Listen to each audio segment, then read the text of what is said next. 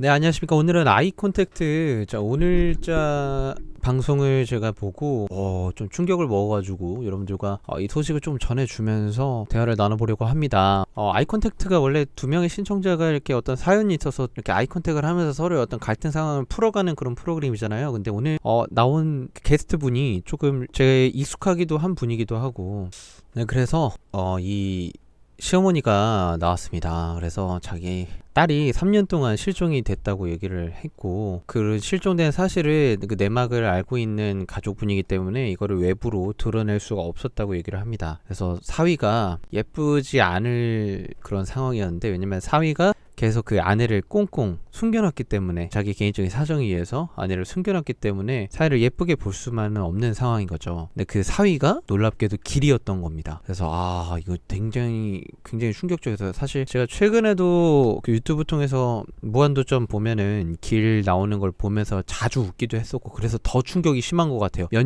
수년이 지난 일이지만 그래도 마치 어제 일어난 일처럼 너무나도 충격적이었고, 그래서 좀 감정이입을 많이 하면서 봤던 것 같아요. 절친 중에 하나였던 또 하하도 많이 놀라하는 것 같고, 길이 이제 2017년도 음주운전 때문에 이제 무한도전도 내려놓고 전반적으로 가수 활동을 다 내려놨었잖아요. 그래서 MC들도 다 몰랐다고 하고, 일단 죄송하다는 말씀을 먼저 드린다고 하면서, 지금도 이 자리에 앉아있는 것이 되게 죄송스럽고 잘하고 있는지도 모르겠고 이렇게 얘기를 했고, 처음에는 그 일이 있고 난 이후에 몇 달 밖을 나가지 않았다고 하고, 스스로에 대한 어떤 자책감이 굉장히 많았던 것 같아요. 그래서 음악을 해서 뭐하나, 음악으로 보답을 해? 말도 안 되지. 이게 다른 그 범죄를 저지르는 사람들도 요즘에는 범죄든 아니든 음악으로 보답을 한다? 연기로 보답하겠다? 그런 건 진짜 말도 안 되는 말인 것 같아요. 진짜로. 이거는 좀, 그렇게 말을 하신 분들은 이 길의 말을 보고 좀 반성하셨으면 좋겠다는 생각이 개인적으로 들었습니다. 그래서 악기까지 치워버렸다고 하고, 그 이후로 산을 많이 다녔다고 합니다. 빨리 하고 움직여야지. 그래서 주변의 인간관계도 좀 자연스럽게 끊기게 됐었고, 밥을 먹을 때도 사람들 눈치를 많이 봤다고 해요. 사실 이제 이런 면들을 보니까 길이 제가 생각보다 너무나도 순수하고 더 착한 사람이지 않았나, 진짜 속죄한 거 아닌가. 그러니까 뭐 이렇게 사실 우리들한테 잘못한 건 아니다 보니까 우리들한테 용서받을 그런 건 아니지만, 어쨌든 스스로 충분히 고통을 줬다라는 생각이 조금 들더라고요.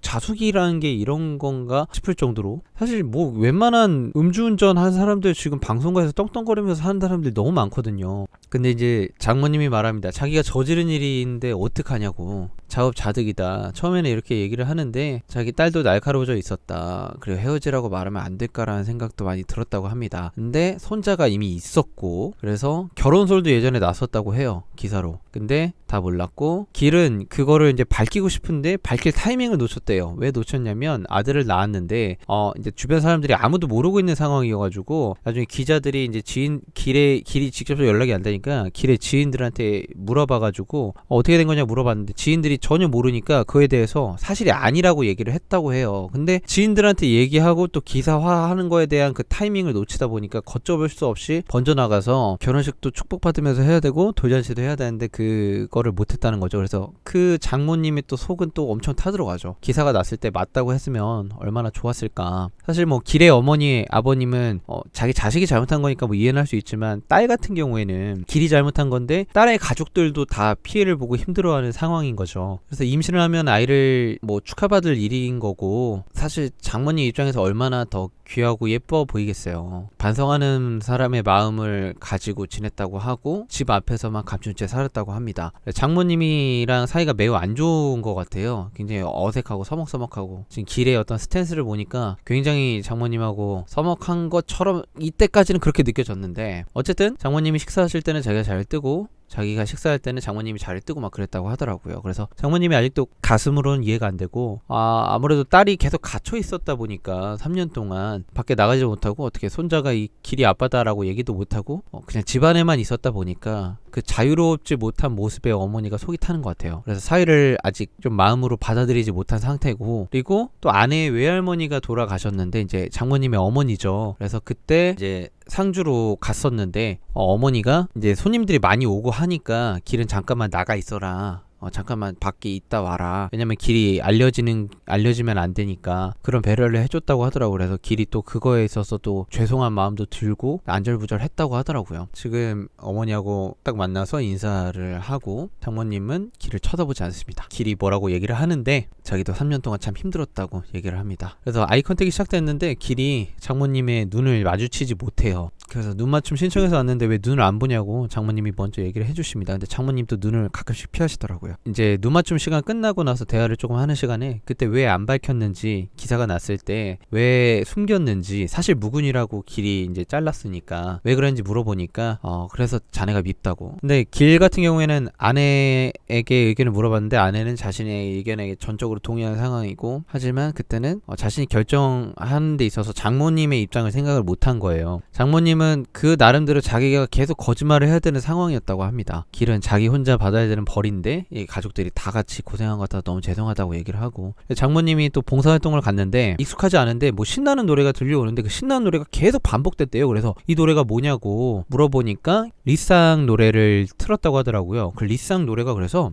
어떤 노래냐, 자기도 노래를 들어보니까 좋더래요. 그래서 이게 좋냐 하니까 길이 목소리가 원래 좋잖아요. 이런 식으로 애들이 얘기를 했나봐요. 그분들이 얘기를 하니까 이제 어머니가 내 사위가 길이야 라고 얘기를 하고 싶은데 얘기를 못했다고 하더라고요. 그것도 참 마음이 이렇게 들으면서 이게 진짜 마음이 아프다 이런 느낌이 들었습니다. 저도 가슴이 좀 찡해지고, 노래하는 사람이 우리 사위야 라고 얘기를 하고 싶은데 얘기를 못했다고 합니다. 그래서 이제는 조금 탁탁 털고 나와보라고 먼저 장모님이 얘기를 해주시고, 저는 장모님 멘탈이 진짜 3년 동안 엄청 단련이 되신 것 같아요. 정말 얘기를 보는데 장모님이 저를 약간 쥐락펴락하는 듯한 그런 느낌도 받았습니다. 장모님 나쁜 사람인가? 진짜 좋은 사람인데? 좀 너무 야박한 거 아닌가? 너무 좋은 사람인데? 막 계속 왔다 갔다 했어요. 그래서 탁탁 털고 가족 끌어안고 바깥으로 한번 나와보라고 얘기를 했는데 지금도 자기 딸 생각하면 밉다라고 얘기를 하고, 하지만 그럼에도 고마운 것이 있다고 얘기를 합니다. 용기 내서 이런 데 나와주고 신청하고 한 게 너무나도 고맙다고 얘기를 하고, 근데 길이 얘기를 합니다. 예전에 혼인신고 하기 전에 아내가 장모님에게 헤어지겠다고 얘기를 한 적이 있다고 합니다. 장모님이 그 얘기를 듣고 길이 벼랑 끝에 상황에 서 있으니까 벼랑 끝에 서 있는 사람 믿는 건 아니다 라고 얘기를 해서 헤어질 때도 타이밍을 보고 때를 보면서 헤어지는 거라고, 벼랑 끝에 있는 사람이 지금 헤어지면 진짜 인생 나락으로 되는 거다 라는 그런 마인드를 가지고 계셨던 것 같아요. 아직 사이로 자기가 못 받아들였으니까 정식으로 자기의 사이가 되고 싶으면 결혼식을 해라 라고 얘기를 하십니다. 그래서 4월 11일에 그 절에서 자기가 결혼식까지 날짜까지 잡아왔다고 하더라고요. 그러니까 결혼식 날짜에 조금 당황스러워하는 길도 결혼식 날짜를 잡아왔다고 합니다. 그래서 자기는 작게 30명 정도 모여서 스몰 웨딩을 하고 싶다라고 했는데 여기서 또 장모님이 스몰 웨딩을 거절합니다. 왜냐면 3년 동안 숨겨오고 그랬는데 어떻게 이제 와서 또 모냥 빠지게 그렇게 숨기면서, 이거는 뭐 스몰 웨딩이 아니라 스몰 웨딩의 취지에 어긋난 게 아니라 진짜로 숨어서 결혼식 하는 느낌이어서 이건 좀 아닌 것 같다라고 얘기를 했고, 그래서 면민회관 결혼식에서 하라고, 그래 마을 사람들한테는 좀 이렇게 알리자 이런 식으로 좀 취지를 얘기를 해주시니까 연예인이 아니라 어머님 사이 길성준으로서 하자라고 얘기를 해서 그냥 결혼식은 5월이 아니라 길성준이 잡아왔던 5월이 아니라 4월쯤으로 되는 걸로 좀 얘기가 됐었고요. 그 이후에 이제 대화가 끝나고 나서 이제 길성준이 얘기를 합니다. 연예인이 아니라 어머님의 사위 길성준으로서 자기를 최선을 다하도록 노력하겠다고, 그래서 자기를 사위로 받아주시겠냐고 얘기를 합니다. 근데 여기서 이제 긴장감이 막 하다가 장모님이 아직은 아닌 것 같다 라고 얘기를 합니다. 저는 이 부분에 있어서 굉장히 처음에 놀랐고 이렇게까지 했어야 됐나 라는 생각도 드는데, 한편으론 진짜 장모님이 고생 많이 하셨고 장모님이 정말 마음이 힘드셨구나 라는 게 얼마나 답답했겠어요. 사실 길의 입장이 아니니까. 근데 길의 입장에 생각해 줄 수는 있지만 자기 딸이 고생하고 자기도 고생하고 당당하지 못하고 숨어 살아야 되는 그 가족의 입장이 전 너무나도 공감이 되더라고요. 얼마나 아들도 자랑하고 싶고 딸도 자랑하고 싶고 결혼했다고 자기 사실 어머님들 아버님들 소원은 자기 자식 결혼시켜서 당당하게 사는 모습들, 가정 잘 꾸려서 당당하게 사는 모습들, 그거 보는 맛에 사실은 분들도 많잖아요. 그래서 그런 애환이 많이 있으신 것 같고, 그래서 결혼식을 올리고 나면 그때 받아들일 수 있을 것 같다라고 하는데, 이것도 약간 어쩔 수 없이 이제는 받아들여야 돼 라는 식의 그런 받아들임이시더라고. 얘기를 하는 거 보니까 지금은 아니야 라고 얘기를 했습니다.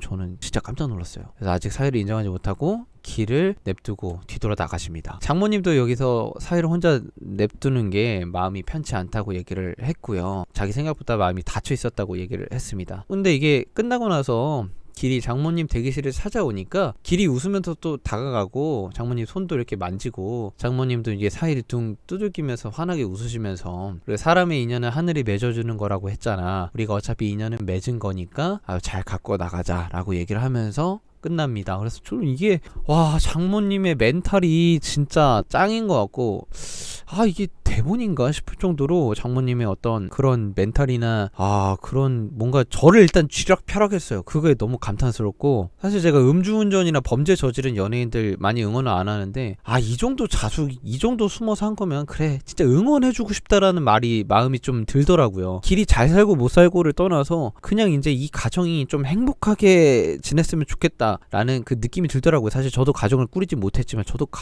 행복하게 살아야 되는데, 어쨌든 뭐 4월이든 5월이든 있을 길성준 씨의 결혼식을 진심으로 축하드리고, 앞으로도 정말 재밌게 봤거든요. 사실 시사상식 무한도전에서 막 하하랑 배틀 뜨고 하는 거 최근에 너무 재밌게 봤단 말이에요. 정말 무한도전에서 정말 맛깔나게 웃었던 그 모습 그대로 이제 조금 당당하게 웃으면서 세상에 좀 나와서 좋은 모습들 많이 보여줬으면 좋겠다라는 생각이 듭니다. 오늘 직진TV 프로그램 리뷰 한번 진행해 봤는데요. 여러분들 재밌게 보셨다면 구독과 좋아요, 알람 설정까지 좀 부탁드리겠습니다. 감사합니다.